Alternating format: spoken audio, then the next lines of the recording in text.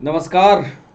मैं doctor Ramanivas Sharma YouTube के इस साइंस और टेक्नोलॉजी के सेशन में बच्चों आपका बहुत बहुत शुक्रिया और बहुत बहुत स्वागत। आज के इस सेशन में क्लासिफिकेशन के महत्वपूर्ण स्टेप आर्थ्रोपोडा पर हम आपको लेकर के चलेंगे। आर्थ्रोपोडा के जंतु इस दुनिया में बहुत ज़्यादा है और अक्सर ये सवाल पूछा जाता है कि उस फाइलम का नाम बताइए जिसमें सबसे ज़्यादा जीव आते हैं। इस सेशन को आगे बढ़ाएं उसके पहले हम आपको बताते चलें कि इसके पहले हमने एनिलिडा पढ़ाया, आपको प्लेटीहेलमिन्थेस पढ़ाया, टिनोफोरा पढ़ाया, निमेथिलमिन्थेस पढ़ाया, सिलेंटेटा पढ़ाया। इन सब के बारे में एक कंप्लीट इंफॉर्मेशन, कंप्लीट नोट हमने आपको दिया है। जब सेशन समाप्ति की ओर होगा, यानी जब हम आपको आर्थ्रोपोडा पढ़ा चुके होंगे, उसके बाद हम आपसे 7 सवाल भी पूछेंगे और वो 7 सवाल हमारे पुराने वीडियो पर आधारित होंगे। उन सवालों को तभी आप कर पाओगे जब पुराने वीडियो आप पढ़ करके पूरी तरह से तैयार रहोगे। तो इसलिए पुराने वीडियो को आप कंटिन्यूअस पढ़ते रहें और इन प्रश्नों का जवाब देते रहें। ये प्रश्न तो कुछ तो आपकी परीक्षा से जुड़े हुए हैं या परीक्षा में पूछे गए हैं और कुछ सवाल हमने क्लासिफिकेशन के दौर पर तैयार किया है। तो इस सेशन को शुरू करने से पहले हम आपको बताएं कि आर्थ्रोपोडा में जो सबसे जाना पहचाना उदाहरण है वह है स्कॉर्पियन। उसको सामान्य भाषा में बिच्छू कहते हैं, आपने देखा भी होगा। और ऐसे ही जानवरों के बीच ये हमारा फाइलम है आर्थ्रोपोडा। आर्थो का मतलब होता है ज्वाइंट। आप किसी आर्थोपेडिशियन जब हाथ पैर टूटता है तो आप ऐसे डॉक्टर के पास जाते हो जो हड्डी का विशेषज्ञ हो, और यदि आप उसकी नेम प्लेट देखो तो उसमें लिखा होता है आर्थोपेडिशियन। आर्थो का मतलब होता है जो जोड़ जाड़ के आपके हाथ और पैरों को या जोड़ रोग का विशेषज्ञ। वहीं से ये शब्द लिया गया आर्थो। और पोडा का मतलब होता है पैर या चलने वाली चीज। आप इस बिच्छू को देखिए जो आपके सामने चित्र दिख रहा है। इसके पैर में जगह जगह जोड़ ही आपको दिख रहे हैं। ध्यान से देखिए, ये पैर यहां से चला, यहां, फिर यहां पर जोड़ मिला, फिर यहां पर जोड़ मिला, और आगे जैसे जैसे आप बढ़ते जाओगे जोड़ ही जोड़ आपको मिलते चले जाएंगे। तो जितने इस तरह के जीव आपको संसार में दिखेंगे उन सभी का उदाहरण आप आर्थ्रोपोडा से जोड़िएगा और आर्थ्रोपोडा की विशेषता को बताइए। एक सामान्य उदाहरण आपसे पूछे कि यदि हम आपसे पूछें कि मच्छर या मॉस्किटो किस फाइलम का सदस्य होगा, तुरंत आपका जवाब आएगा, आपका ध्यान उसके पैर पर जाएगा और आप पैर का ध्यान करते हुए बताएंगे कि साहब यहाँ भी जोड़ों के पैर जो है जोड़ पाए जाते हैं, पैरों पर जोड़ है, इसलिए पक्का वो आर्थ्रोपोडा का सदस्य होगा। तो इस बात को ध्यान में रखते हुए हमने ये चित्र आपके फ्रंट पेज पर लगाया है। तो चलिए शुरू करते हैं। आर्थ्रोपोडा लिखते हैं पहला आर्थ्रोपोडा और उसकी विशेषता की बात करते हैं। आर्थ्रोपोडा पहला पॉइंट ही जो ऑब्जेक्टिव पूछा गया इसी को लिख लेते हैं कि यह जंतु जगत का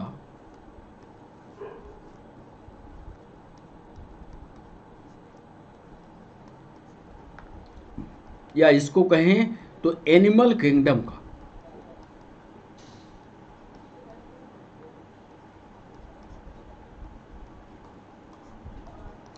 सबसे बड़ा फाइलम है। याद रखिएगा, जितने भी फाइलम हैं उसमें सबसे ज्यादा जंतु जो आते हैं वो आर्थ्रोपोडा में आते हैं।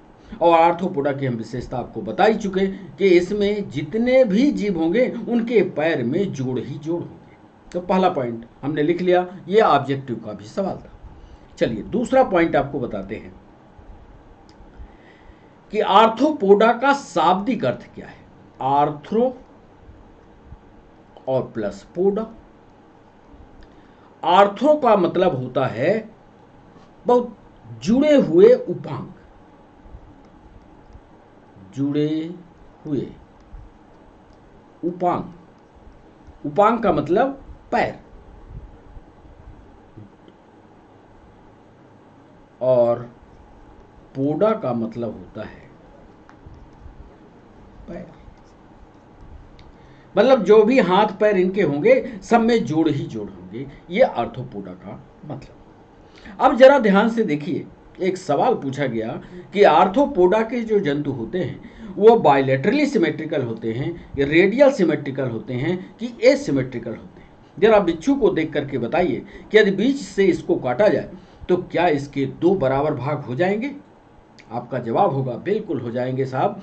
और तीसरा पॉइंट इसमें हम लिखते हैं कि बॉडी जो होती है इनकी बायलैटरली सिमेट्रिकल होती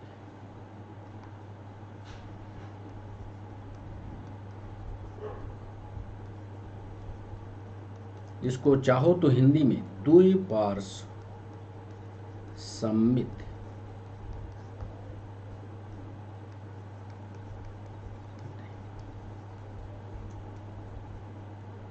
और एक और विशेषता चौथे पॉइंट में आपको बता दें और चित्र को दिखाकर भी बता दें, जरा इसकी बॉडी को देखिए।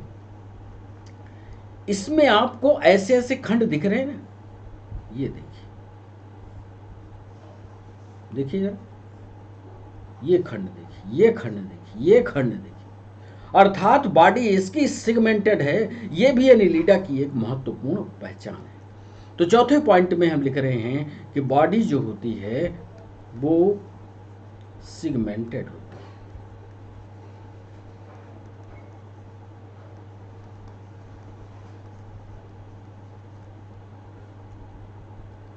अब यदि हम आपसे पांचवा सवाल पूछे कि इनका बॉडी ऑर्गेनाइजेशन किस लेवल का होगा, टिश्यू लेवल का होगा, सेल लेवल का होगा, प्रोटोप्लाज्म लेवल का होगा कि ऑर्गन लेवल का होगा, तो आपका जवाब आना चाहिए। आपने इतना क्लासिफिकेशन पढ़ लिया है कि ये जीवन में आपको भूलने वाला नहीं है।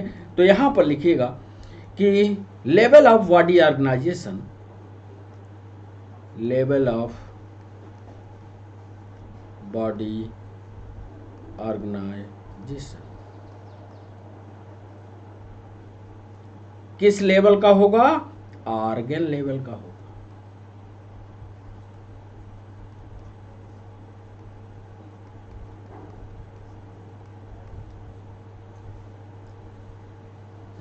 तो ये 5 पॉइंट आपको पहले पन्ने पर हम दे रहे हैं कि जंतु जगत का या एनिमल किंगडम का सबसे बड़ा फाइलम होगा।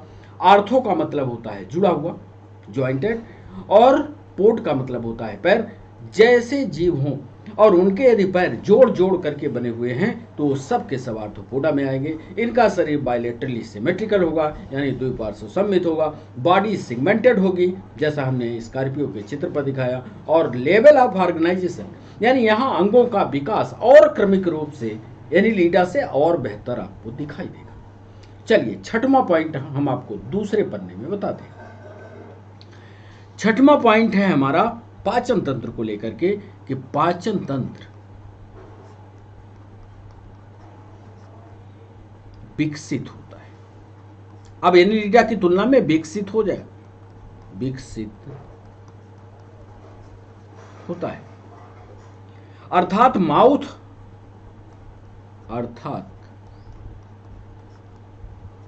आहार नाल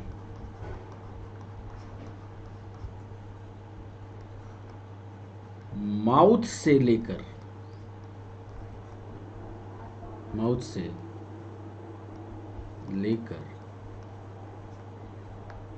एनस तक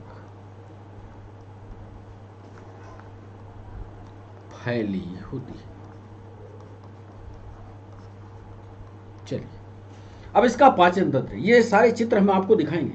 एलिमेंट्री कैनाल कैसे दिख रही है, किसी न किसी जंतु का चित्र लाएंगे और वो आपको आगे वीडियो में दिखाएंगे। तो पाचन तंत्र पूर्ण विकसित होगा, अर्थात आहार नाल माउथ से लेकर के एनस तक पूर्ण रूप से विकसित अवस्था में पाई जाएगी। एक और विशेषता, और कई प्रतियोगी परीक्षाओं में ये सवाल पूछे गए कि ये जंतु जो है रेस्पिरेशन कैसे करते हैं। श्वसन कैसे करते हैं। आपने देखा होगा एक पानी में पाया जाने वाला जंतु केकड़ा, किसी न किसी बच्चे को पकड़ा भी होगा। तो क्या केकड़ा पानी में पाया जाता है? क्या केकड़ा जमीन पर पाया जाता है? क्या आपका काकरोच पानी में पाया जाता है? क्या काकरोच सूखे स्थान में पाया जाता है? ये बहुत सारे सवाल आपकी परीक्षा में पूछे गए। उन्हीं का निदान करने के लिए हम 7वां पॉइंट लिख रहे हैं। ध्यान से 7वें पॉइंट को पढ़िएगा। इनमें पाए जाने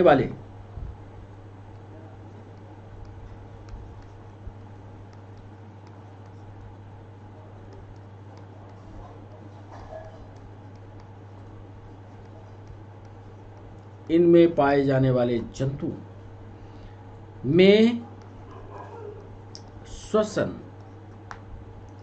हेतु निम्नलिखित अंग पाए जाते हैं। निम्नलिखित अंग पाए जाते हैं। ए, सारे अंग होते हैं। या तो ये अपने शरीर की चमड़ी को गीला करके चमड़ी से सांस ले सकते हैं, यानी बॉडी वॉल से। ये भी रिस्पिरेशन का एक रास्ता होगा। दूसरा, ये गिल्स भी रखते हैं। कुछ ऐसे आर्थ्रोपोड्स हैं जिनमें क्लोम के द्वारा, गिल्स के द्वारा रिस्पिरेशन होता है। तीसरा, ट्रैकिया एक विशेष रचना है। ये चित्र में आपको दिखाएंगे। ट्रैकिया जैसे हम लोगों की ये जिसको नटाई बोलते हो आप, ट्रैकिया वाले हिस्से से भी श्वसन करते हैं। तो तीसरा। और चौथा, एक विशेष जानकारी आपको दे दें जो पीएनएसटी में सवाल पूछा गया कि चौथा, इसमें रिस्पिरेशन के लिए एक विशेष रचना होती है जिसको बुकलंग कहते हैं। ये हम आगे आपको दिखाएंगे, चित्र पर दिखाएंगे। तो इनमें पाए जाने वाले जंतुओं में श्वसन के लिए 4 अंग पाए जाते हैं। बॉडी वॉल से रिस्पिरेशन हो सकता है, गिल से रिस्पिरेशन हो सकता है, ट्रैकिया से रिस्पिरेशन हो सकता है और बुकलंग से रिस्पिरेशन हो सकता है। अब एक और सवाल एमपीपीएससी में पूछा गया कि इसमें उत्सर्जन के लिए, आर्थ्रोपोड के जो जंतु होते हैं उसमें उत्सर्जन के लिए एक विशेष ग्लैंड पाई जाती है, और उस ग्लैंड का नाम क्या है? आपको पता है क्या? पक्का नहीं पता होगा, बताओ। उत्सर्जन के लिए, जब तक हम लिखते हैं तब तक आप बताओ। उत्सर्जन के लिए आर्थ्रोपोड्स में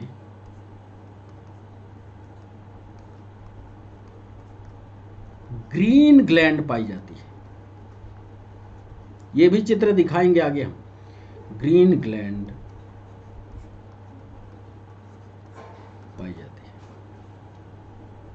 इसी ग्रीन ग्लैंड को मैलपीगियन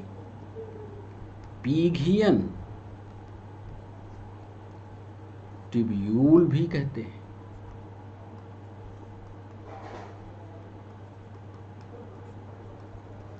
लीजिए, उत्सर्जन के लिए आर्थ्रोपोड में एक विशेष ग्लैंड पाई जाती है जिसको ग्रीन ग्लैंड कहते हैं। इसका दूसरा नाम मैलपीजियन ट्यूब्यूल भी है। इसको मैलपीगी नाम के वैज्ञानिक ने खोजा था, इसी के नाम पर है ये। 8वां। अब 9वां पॉइंट आपको बताते हैं। क्या इसमें दिमाग के विकास का क्रम जारी रहा? बिल्कुल, क्योंकि एनिलिडा के बाद अब आर्थ्रोपोड आया है। तो 9वां पॉइंट इस पन्ने के लिए, 9वां महत्वपूर्ण पॉइंट कि इसमें तंत्रिका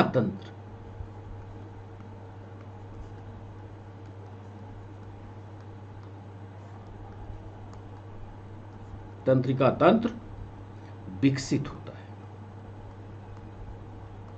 किसकी तुलना में विकसित होगा? एनिलिडा विकसित होता है, जो नर्व रिंग के रूप में, जो याद कर लीजिएगा, नर्व रिंग के रूप में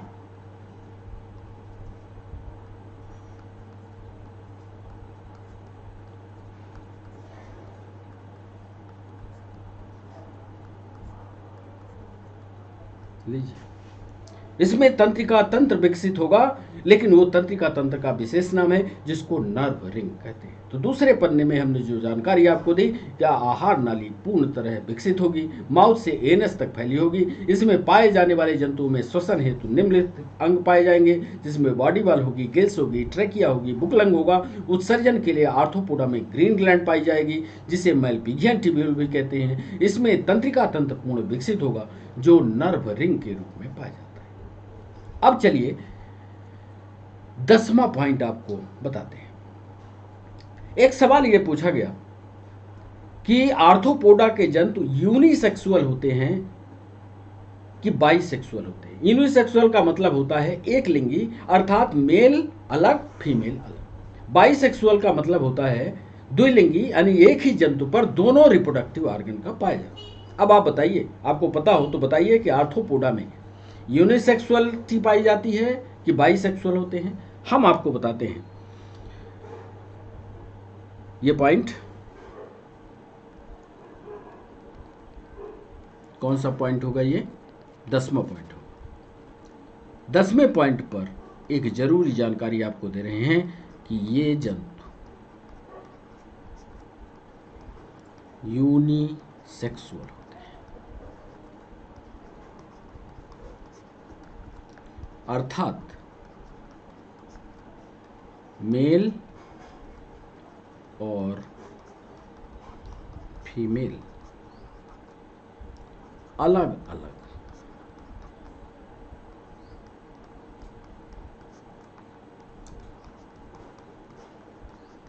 चलिए एक और इंपॉर्टेंट सवाल, क्या इनमें आंखें पाई जाती हैं? बताइए, बिच्छू में आंख होती है कि नहीं होती? लिखिएगा। बड़ी विशेष आंख होती है। आंखें संवेदी अंग के रूप में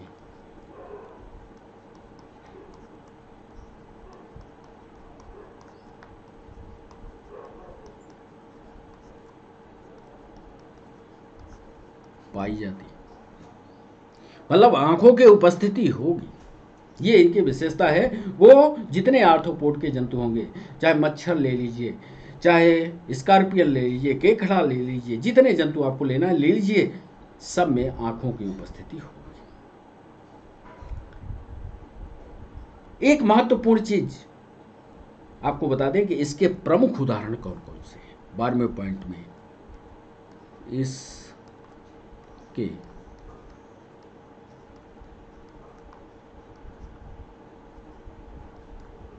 प्रमुख उदाहरण, और ऐसे उदाहरण बता रहे हैं जिसको आपने देखा हो, जैसे मधुमक्खी देखा होगा, रेशा बनाने वाला कीट, रेशम कीट, ये भी देखा होगा, मच्छर ये भी देखा होगा, बिच्छू ये भी देखा होगा, मकड़ी ये भी देखा होगा, केकड़ा ये भी देखा होगा, तिलचट्टा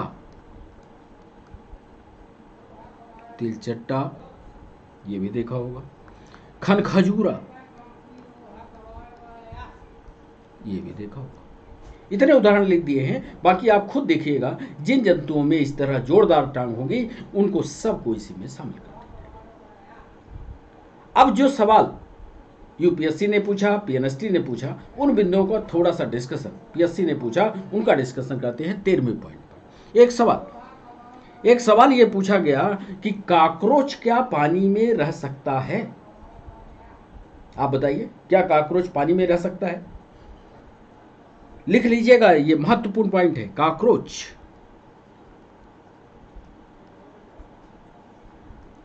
पानी में नहीं रह सकता। नहीं रह सकता क्योंकि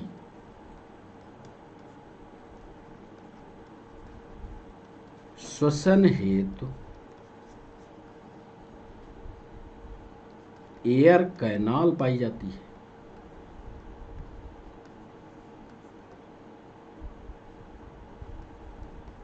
यदि गिल्स होते तब तो ये पक्का है, क्योंकि हमारे पास रिस्पिरेशन के लिए इतने सारे सिस्टम उपस्थित हैं। क्या? बॉडी वॉल है, ये देखिए बॉडी वॉल है, गिल्स है, ट्रैकिया है, बुकलंग है।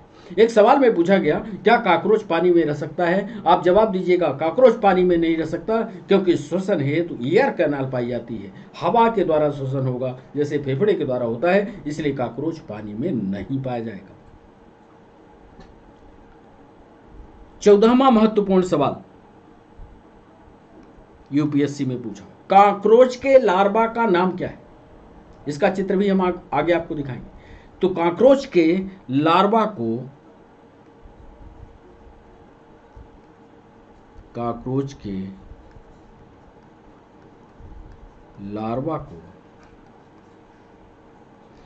मैगगॉट, MAGGOT, हिंदी में लिखिएगा मैगगॉट कहते हैं। याद करिएगा इसको। चींटी को आप देखा होगा, चींटी, ये बताइए, चींटी के पास आंख है? पक्का है, आर्थ्रोपोडा में जितने भी जंतु हैं आंख। क्या चींटी चारों तरफ देख पाती है? जैसे हम लोगों की आंख है तो हम लोग सामने देखते हैं, तो क्या हमारी आंखें पीछे देख पाती हैं? आपका जवाब होगा नहीं देखती। हम ये पूछ रहे हैं कि चींटी में जो आंखें होती हैं क्या चारों तरफ देखती हैं? और यदि चारों तरफ देखती हैं तो ये सवाल पीएनएसटी में पूछा गया कि आंखें चींटी की किस प्रकार की होती। तो अब आपको बताना है 15वें पॉइंट को हम ही बता देते हैं ताकि लेट ना हो। हम ये बता रहे हैं कि चींटी या एंट इसको बोलते हैं, एंट में संयुक्त आंख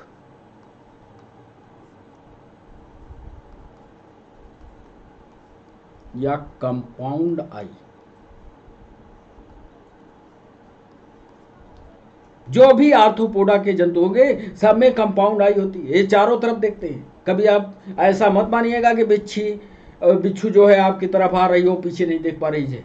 हमेशा ये मानिएगा बिच्छू पीछे भी देख रही है, साइड में भी देख रही, दाएं भी देख रही, बाएं तरफ, किसी भी साइड में वो आक्रमण आपके ऊपर कर सकती है।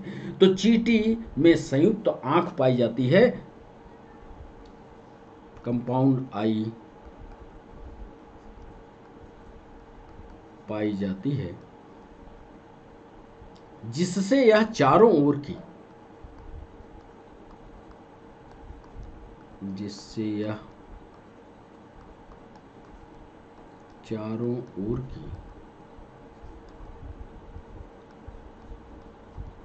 वस्तुओं को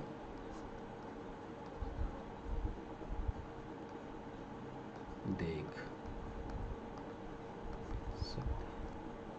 तो ये महत्वपूर्ण बिंदु आर्थ्रोपोडा पर थे। तो आर्थ्रोपोडा को इस पन्ने में हमने बताया कि ये जंतु यूनिसेक्सुअल होंगे, यानी मेल और फीमेल जो हैं अलग अलग होंगे।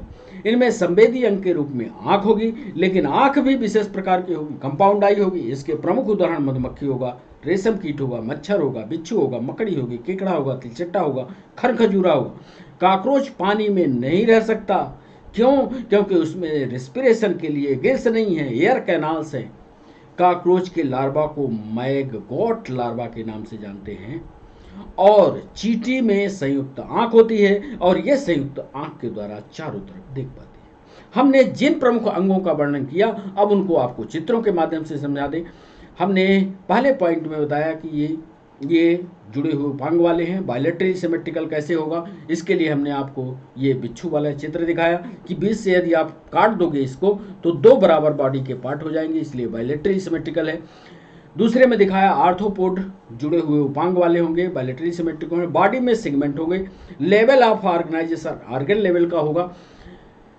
पाचन तंत्र के बारे में अभी हम आपको चित्र दिखाते हैं, देखिएगा पाचन तंत्र कैसा है, रेस्पिरेशन कैसे हो रहा है बॉडी वॉल इसके लिए, उत्सर्जन के लिए ग्रीन ग्लैंड की रचना कैसी होती है ये भी हम आपको दिखाएंगे, तंत्रिका तंत्र कैसे विकसित है नर्व रिंग के रूप में ये भी आपको दिखाएंगे, जंतु यूनिसेक्सुअल बाइसेक्सुअल कैसे बनते हैं ये भी दिखाएंगे, संवेदी अंग के रूप में इसकी आंख की विशेषता दिखाएंगे, और फिर तब सेशन का समापन करेंगे और 8 सवाल आपसे पूछेंगे। तो इस तरह के जो पहले पॉइंट्स हैं उनको याद रखिएगा, कुछ पहले के वीडियो के उत्तरों को याद रखिएगा ताकि वो 8 सवाल आपसे बन पाए। पहले चित्रों के द्वारा इन बातों को समझा दें। ये देखिए एक इंसेक्ट की आहार नली। आहार नली को हमने कहा कि ये माउथ से शुरू होगी और एनस पर समाप्त होगी। यहाँ विस्तार से हम आपको बताएंगे नहीं, हम यहाँ पर सिर्फ ये बताएंगे कि अब आहार नली का विकास हो चुका। ये देखिए यहाँ माउथ है और ये माउथ से शुरू होकर के एनस तक पहुंच गई, यानी आहार नली का कंप्लीट डेवलपमेंट हो गया। कंप्लीट डेवलपमेंट हो गया, यानी पूरी की पूरी आहार नली को अब हम 3 भागों में बांटेंगे। यहां पर देखिएगा, अग्र नाल, इसको कहते हैं अग्र नाल, फोरगट, इसको कहते हैं मध्य नाल, और इसको कहते हैं पश्च नाल। बस इतना आप समझ लीजिए। यहां से खाना जाता है, खाना जाकर के एक विशेष रचना में स्टोर होता है जिसको क्राप कहते हैं। क्राप के बाद एक रचना आती है, गिजार्ड आती है। ये सारी बातों को हम किसी दिन फिर जब डाइजेस्टिव सिस्टम इंसेक्ट में आपको समझाएंगे तो विस्तार से समझाएंगे। अभी सिर्फ आपको यह समझना है कि इसमें आहार नली का पूर्ण विकास हो जाता है और आहार नली माउथ से लेकर के एनस तक फैली होती है। साथ में यहीं पर रिप्रोडक्टिव सिस्टम भी आपको दिखा दें। ये देखिए एक ही रिप्रोडक्टिव सिस्टम होगा, हो सकता है वो मेल हो या हो सकता है वो फीमेल हो, और ये इस तरह से जेनाइटल अपर्चर के द्वारा बाहर होता है। 2 सिस्टम को एक साथ समझाया। अब ये देखिए श्वसन के लिए इसमें विशेषज्ञ हमने कहा गिल्स का पाया जाना। ये देखिए गिल्स हैं, आंतरिक गिल है, इंटरनल गिल, ये गिल्स पाए जाते हैं। और ये रचना यदि आप ध्यान से देखोगे तो ये केकड़े की दिख रही है। केकड़ा देखे हो? नहीं देखे होगे तो पानी में जाकर के देख, ये केकड़े की रचना। इसमें गिल्स पाए जाते हैं और यही गिल्स में पानी की सप्लाई होती है और गिल्स इन ऑक्सीजन को सोखता है। कुछ जंतुओं में विशेष प्रकार की ट्रैकिया होती है। ये देखिए ट्रैकियल अपर्चर के द्वारा लेंगे ये सांस। ये मच्छर जिसके पास नाक नहीं है तो क्या है साहब, ये लंबी सी ट्रैकिया है ये, और इस पर छेदी छेद हो गई, ये छेद, ये छेद, ये छेद। ये देखो एक तरफ से हवा आई, एक तरफ से हवा गई, तो ये ट्रैकिया, ये इंटरनल गिल। और बुकलंग का पाया जाना, ये भी एयर में जो रहते हैं जीव उनके द्वारा इसका इस्तेमाल होता है। मच्छरों को देखो, ये रचना आपको बुकलंग दिखाई दे रही है, नीली वाली जो आप रचना देख रहे हो। यहां से एक छेद होता है, ये देखो एक छेद से एंट्री करती है हवा, और इसको बुकलंग इसलिए बोलते हैं कि ये पन्ने पन्ने के रूप में होता है। ऐसे देख रहे हो, जैसे बुक के पन्ने, और इस बुक के पन्ने में ये हवा पहुंचती है और ये हवा एब्जॉर्ब होकर के शरीर के विभिन्न अंगों को जाती है। तो ये बुकलंग दिख रहा है। आप इतना यहाँ थ्योरी पढ़ने की जरूरत नहीं है, आपको ये जानने की जरूरत है कि किस जंतु में बुकलंग है, किस जंतु में इंटरनल गिल है, किस जंतु में ट्रैकिया है। सारे जंतुओं में सारे हों ऐसा जरूरी नहीं है। तो ये पानी में भी हैं, स्थल में भी हैं। अब केकड़ा पानी में है तो साहब बिच्छू कहाँ है? बिच्छू जो है वो पानी में नहीं है, लेकिन गीले स्थान में हो सकती है, छिपी हुई हो सकती है। वहाँ सांस लेने के लिए उसको गीले स्थान में है तो त्वचा उसका काम कर जाएगी। तो बहुत सारे सवाल और खड़े हो सकते हैं, लेकिन वो गंभीर सवाल होंगे, उतना कंपटीशन फिर वो नीट लेवल का हो जाएगा, वहाँ पर नहीं जाना। तो ये बुकलंग का पाया जाना। फिर देखो हमने आपसे उत्सर्जन की बात की। उत्सर्जन अंग के लिए एक विशेष रचना होती है, और ये ध्यान से देखो यहाँ पर ये रचना होती है, देख रहे हो। और यहाँ पर यदि आप देखो तो ये जो रचना है ये वाली, यहाँ पर ये जो नाली नाली दिख रही चारों तरफ, इधर नाली, इधर नाली, इधर नाली, इधर नाली, ये नाली, ये नाली, ये ट्यूब्यूल्स जो कहलाती हैं, ये ट्यूब्यूल कहलाती हैं मेलपिजियन ट्यूब्यूल। और इस रचना को जहाँ से ये निकलती है इसी को ग्रीन ग्लैंड कहा जाता है। ये आर्थ्रोपोडा के विशेष पहचान है कि इसमें उत्सर्जन के लिए एक विशेष रचना होती है, और ये उत्सर्जन की रचना ग्रीन ग्लैंड कहलाती है। यहाँ पर एब्जॉर्प्शन भी हो जाता है, ये देखिए। फिर आगे एनस वाला, मान लो ठोस वाला जो एक्सक्रीटरी मटेरियल है वो यहाँ से पार करता हुआ यहाँ से बाहर चला जाएगा, लेकिन लिक्विड वाला मटेरियल यहीं से छनता है, यहीं से छनता है, यहीं से एब्जॉर्ब होता है, और एक ही अपर्चर ये एनस का बाहर होता है। ये देखो यूरिक एसिड निकालती है। तो ये चीटी का उदाहरण दे दिया, उत्सर्जन अंकित। अब हम आर्थ्रोपोडा के इन लक्षणों को बताने के बाद आपको सीधे एक चीज और दिखा दें कि हमने इधर सवाल करवाते समय आपको बताया कि काकरोच के लार्वा का नाम क्या है। काकरोच के लार्वा को मैगोट कहते हैं। ये देखिए मैगोट लिखा, ये है काकरोच का लार्वा। याद रखिएगा, सिर्फ नाम, संरचना ऐसी दिखती है। ये जब नया काकरोच बनना होता है तो पहले ये अंडा बनाता है, इस तरह इस तरह इस तरह इस तरह, और फिर अंडे से ये विकसित होते हैं। तो अंडे के फूटने के बाद इस तरह की रचनाएं बाहर निकलती हैं और ये कहलाते हैं मैगोट। ये मैगोट लार्वा फिर आगे विकसित होकर के काकरोच बनाता है। आगे जब ये विकसित होगा तो ये काकरोच का निर्माण करेगा। तो ये काकरोच के बारे में आपको बता दिया। अब सीधा आर्थ्रोपोडा को फिर से आप एक बार देख लीजिए, क्योंकि अब बारी है आगे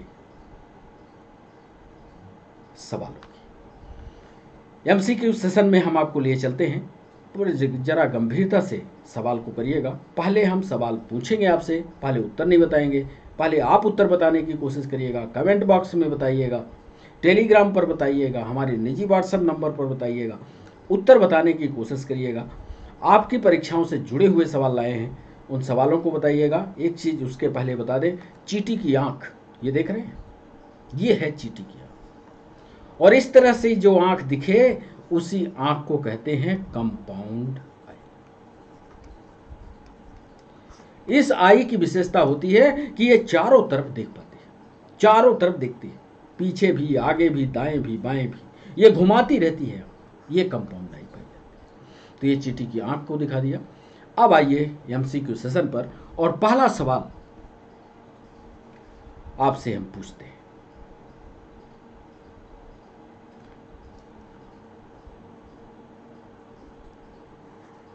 क्वेश्चन नंबर 1, सवाल ये है कि फाइलेरिया वर्म किस संघ का जंतु है। ए में लिखा पोरीफेरा, बी में लिखा निमैटोडा, सी में लिखा कार्डेटा, और डी में लिखा प्रोटोजोआ। अब इस प्रश्न का उत्तर आप या तो कमेंट बॉक्स में अभी लिखिए, अभी हम इसका सही उत्तर नहीं बताएंगे, जब पूरे सवाल पूछ लेंगे तब इसका उत्तर हम आपको देंगे। तो पहला सवाल हमने पूछा कि फाइलम वर्म, फाइलेरिया वर्म किस संघ का जंतु है, पोरीफेरा का, निमैटोडा का, कार्डेटा का या प्रोटोजोआ का। दूसरा सवाल,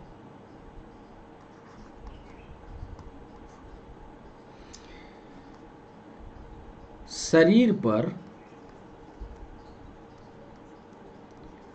एनुलस रिंग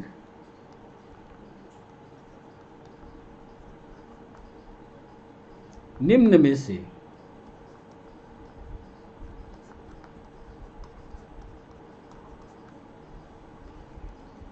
किस जंतु पर पाई जाती है। ए जोंक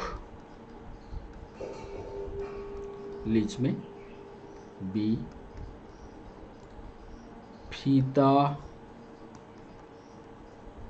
क्रीम या टेपवर्म में,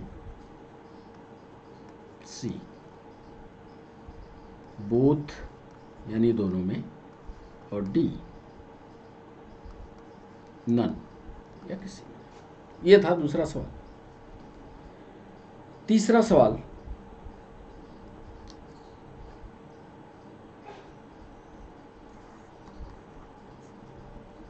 फ्लेम सेल या ज्वाला कोशिका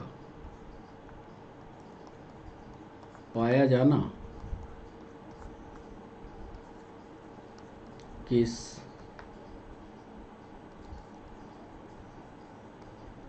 फाइलम का लक्षण है? ए सीलेंटिरेटा, बी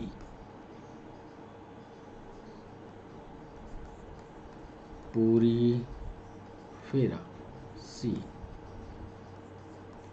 प्लेटी हेलमिंथीज एंड डी नन। ये था तीसरा सवाल। अब आइए चौथे सवाल पर।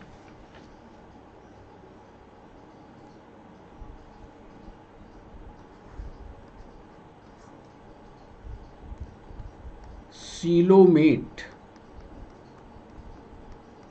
यानी जिसमें सीलोम पाया जाए, सीलोमेट जंतु है? ए फीताक्रिम, बी यकृतिक्रिम, C both and D none. पांचवा सवाल।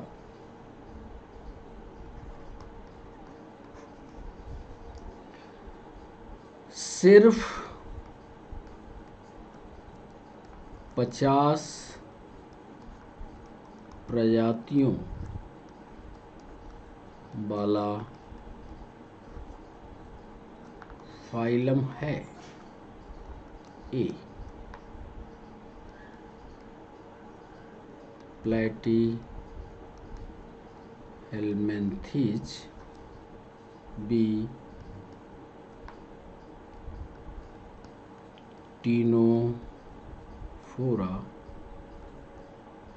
सी एनेलिडा एंड डी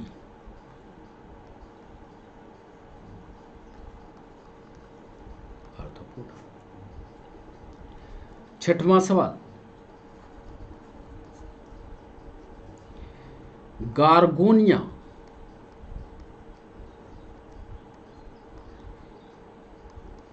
हिंदी भी लिख दें, गार्गोनिया किस समूह या फाइलम का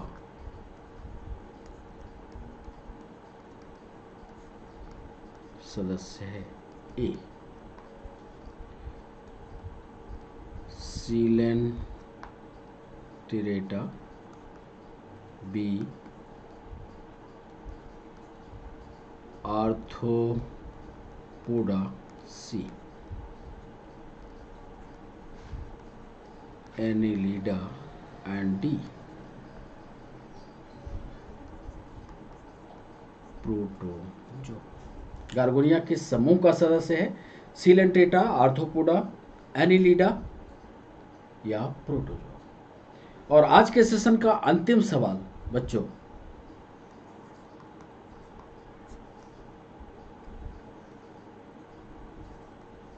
अमीबा है?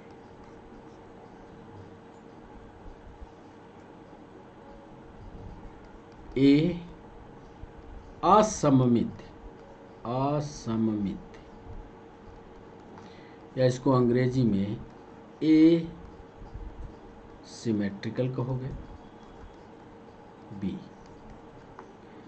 आरीय सममित,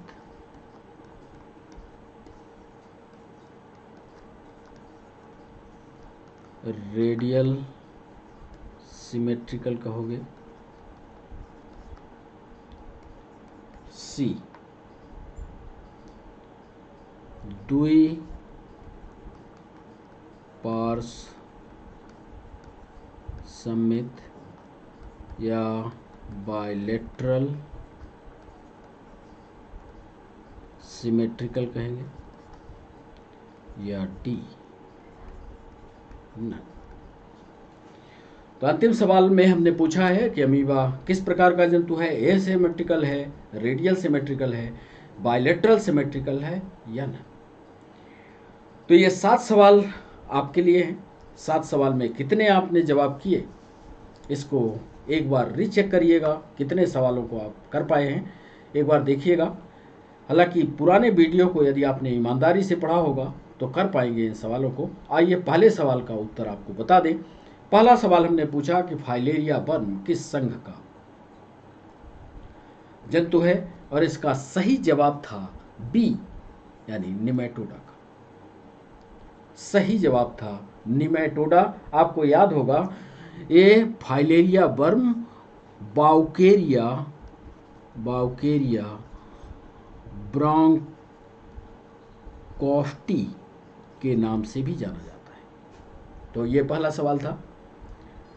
दूसरा सवाल, शरीर पर एनुलस रिंग निम्न में से किस जंतु पर पाई जाती है। ऐसे जंतु जिनके शरीर पर अंगूठी के आकार की संरचनाएं पाई जाती है, एनुलस रिंग, उनको कहते हैं। और इसका सबसे अच्छा उदाहरण जो फाइलम होगा वो फाइलम होगा एनिलिडा।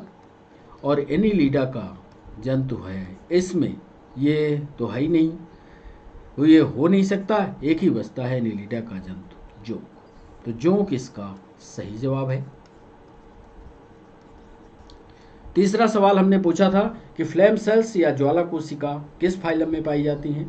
तो सिलेंट्रेटा में है कि पोरीफेरा में है कि प्लेटीहेलमिन्थिस में है कि नन में।